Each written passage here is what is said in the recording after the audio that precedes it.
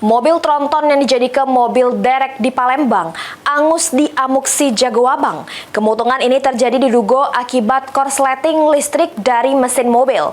Beruntung petugas damkar langsung memidam ke api.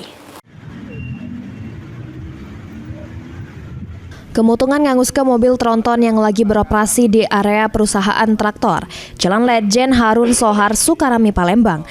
Api berkobar pas tronton yang dipakai untuk towing nak mindah ke alat berat peralatan traktor. Api diduga berasal dari korsleting listrik dari bagian mesin, kemudian nyamber ke komponen lainnya sehingga api langsung besar.